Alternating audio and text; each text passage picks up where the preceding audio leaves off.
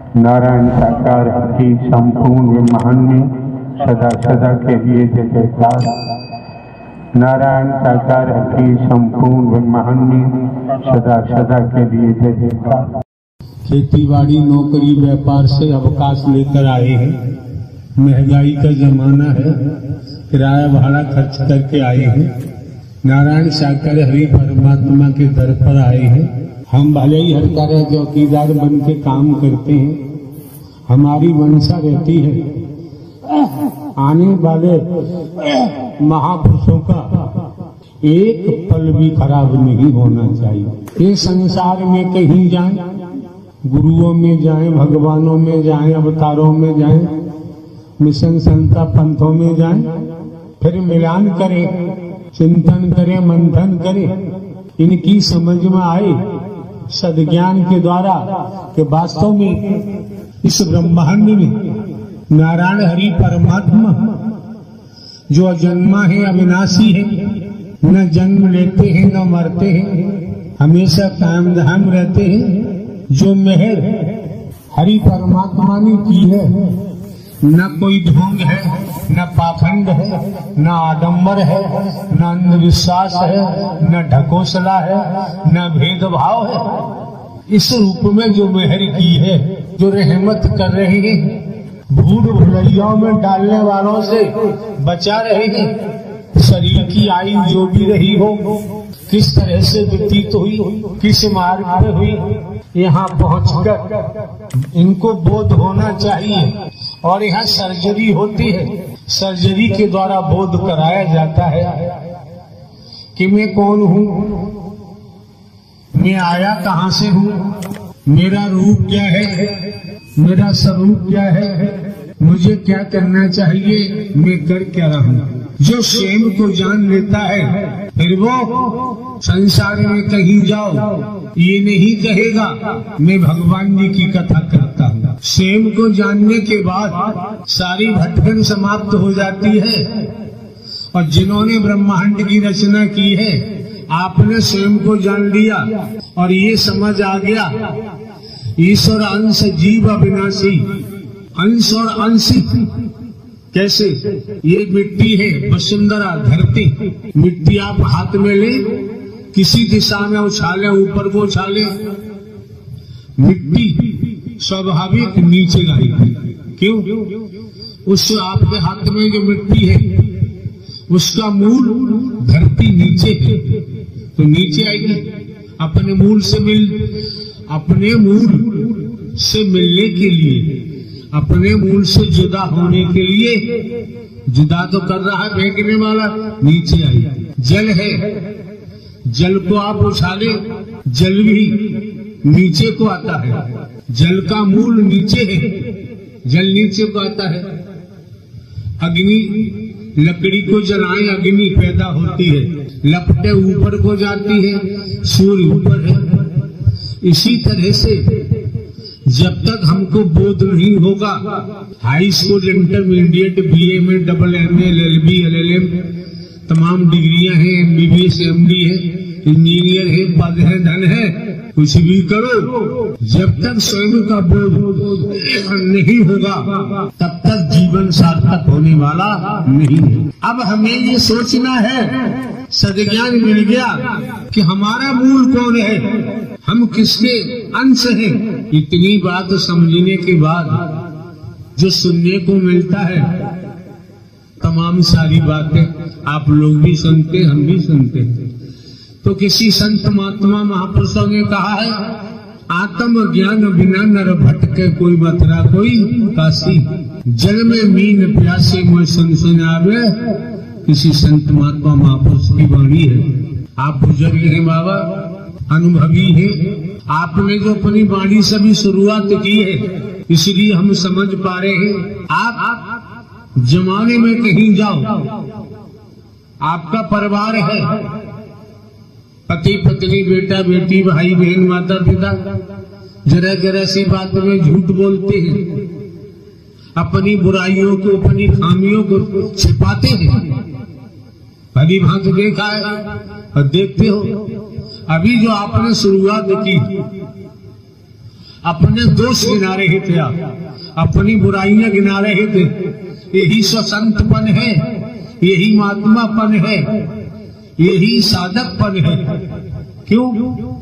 जब हम अपनी बुराइयों को, अपने व्यसनों को उजागर करते हैं, खुलासा करते हैं, वैसे वैसे हम हल्के होना शुरू हो जाते हैं।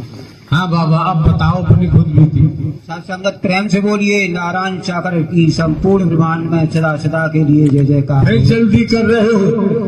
नारायण साकार हर की संपूर्ण ब्रह्मांड में सदा सदा के लिए जय जयकार हो।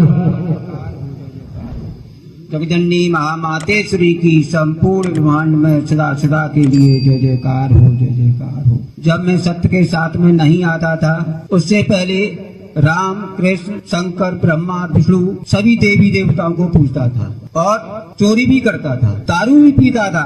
तमाम दुष्कर्म थे हमारे पास करना। और अपने दारू किसे कहते हैं? नारायण शराब को, शराब को कहते हैं। शराब पीते थे और 24 घंटे नशे में सवार रहते थे। अंग्रेजी पीते थे क्या देसी पीते थे? प्रभु सब तरह की पीते थे, सब तरह की, जैसी मिलती थी वैसे पी जाता था। खिचड़ी जैसी मिलती थी ना। जब मैं व्रत रहता था, पूरे से स्पिरिट पीते थे। जिस दिन व्रत रहता था, विष्णु भगवान का व्रत रहता था, जब मेरी की इच्छा होती थी उसी काम देखता भाई विष्णु भगवान आप एक तरफ हो जा, मैं दारू पीऊंगा, दारू पी लेता था। मैंने सभी देवी देवताओं को पूजा। ऐसा है बाबा, आपकी खुद भी थी, खुशी तो दे ही रही है, समझते तो महापुरुष समझ रहे हैं, तो आनंद भी आ रहा है।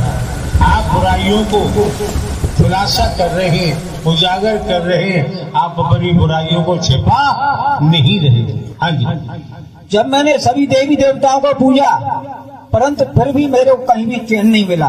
एक बात बताओ, जब विष्णु की पूजा करते थे, हाँ प्रभु, तो कहते थे विष्णु तुम हटो मैं पी लूं पहले, ऐसे बताओ ढंग से। नहीं प्रभु, मैं विष्णु भगवान की पूजा करता था और जो व्रत रहता था, व्रत रहने के बाद में शाम को पूजा करता, फिर भी दारू पीता था। विष्णु जी को हटा देते थे सभी देवी देवताओं को मानते हुए भी। अरे वो बात नहीं हो रही बाबा। हाँ प्रभु, जब भगवान जी की पूजा करते थे आप, भगवान जी आपके सामने बैठे होंगे, तो जब आप शराब पीते थे तो कह देते हो कि जरा भगवान जी थोड़ी देर को हट जाओ।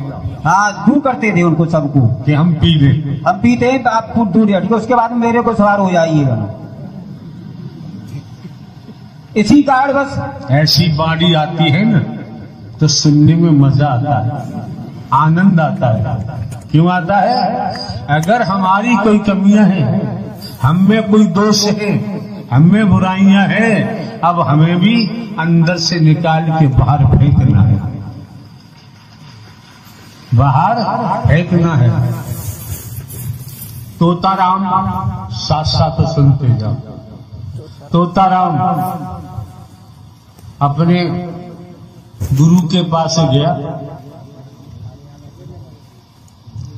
501 नंबर बीड़ी का बंडल निकाला जेब में से, माचिस अपने गुरु के चरणों में रख दी। देखने वाले अनुयायी देख रहे हैं, ये क्या कर रहा है? किसी ने पूछ लिया, तू यार गुरुद्वार पर बीड़ी माचिस क्यों चढ़ा रहा है? तो उसने कहा, हजारों मैंने कसमें खाई, गंगा की कसमें खाई, शंकर ब्रह्मा विष्णु की कसमें खाई छोड़ने के लिए, तो छोड़ दी, लेकिन ये बीड़ी छूटी नहीं। अच्छी बात है, तो यहां क्यों रख रहा है? यहाँ सामने जीता जागता गुरु है, अब यहाँ छोड़े जा रहा हूँ, अब कभी दोबारा नहीं पीऊंगा। फिर क्या हुआ बाबा? जो तन के नाते से हमारे पिताजी थे, एक भूत प्रेत आत्मा ऐसी थी, उनको उठा करके मटका में बंद कर देती थी। मटके में बंद कर देती थी प्रभु। किसको? पिताजी को, हमारे को। पिताजी आपके जीते जागते थे? जीते थे, मरे हुए नहीं थे, जिंदा थे, हम जैसे कुछ थे। आपकी तरह हिस्ट पुष्ट थे। तो आपके पिताजी को कौन मटके में बंद करता? अब ये प्रभु मैं नहीं कह सकता कौन लेके आता था, कौन जाता था ना। ज्यादा मत बोलो, जितना जरूरत है उतना बोलो। हाँ प्रभु। आपके पिताजी को मटके में कौन बंद करता था? कोई एक प्रेत आत्मा आती थी। अच्छा ठीक है। तो वो जब बाबा आपकी बातों में आनंद आ रहा है, मजा आ रहा है। ये सत्य कथा चल रही है, झूठ का बोलो वाला नहीं, ढोंग पाखंड का नहीं, आडम्बर का नहीं है। तो आपके पिताजी की लंबाई कितनी थी? हम जैसी थी प्रभु।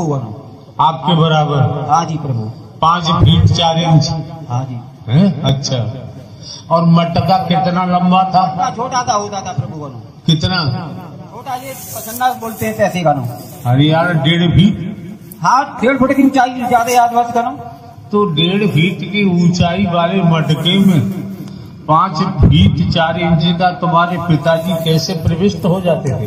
अब प्रभु वो प्रेत आत्मा जाने कैसे बंद करती थी गानो। देखो हम तो प्रेत आत्मा को मानते नहीं है बाबा, हम केवल कर्मों को मानते हैं। कर्मों की मार। और कर्मों की मार तो किसी किसी रूप में पड़ती है, उससे बचाव तो संभव नहीं होता है। नहीं होता प्रभु। और आप ये भी देख रहे हैं, हम कोई साधु संत महात्मा तो है नहीं, हम कोई बाबा साहबा नहीं, हम कोई कथावाचक उपदेशक नहीं, हमने आज तक कोई मिशन संस्था पंथ नहीं बनाया है, हमने आज तक कोई आश्रम नहीं बनाया है। और ये भी आपको मालूम होगा, जमाने में भ्रमण करते हैं, कहीं से हम रुपया पैसा वस्तु पदार्थ नहीं लेते, कोई दान पात्र नहीं लगवाते, किसी दिशा से नहीं लेते, किसी का भोजन दूध दही घी भी नहीं ग्रहण करते। आपने सुना होगा ना, देख लीजिए देख लीजिए। तो हमें तो प्रेत कहीं मिला नहीं आज तक। प्रभु आपके सामने कोई भी टिक नहीं सकता। हम ऐसे हमका हुआ है। हाँ प्रभु, पूरे ब्रह्मांड की बात है, आपके सामने कोई टिक नहीं सकता। हम तो बाबा एक हाड़ मास के बूढ़े व्यक्ति बैठे। बूढ़े व्यक्ति की बात नहीं प्रभु बनो, मैं अपनी बात रख रहा हूँ।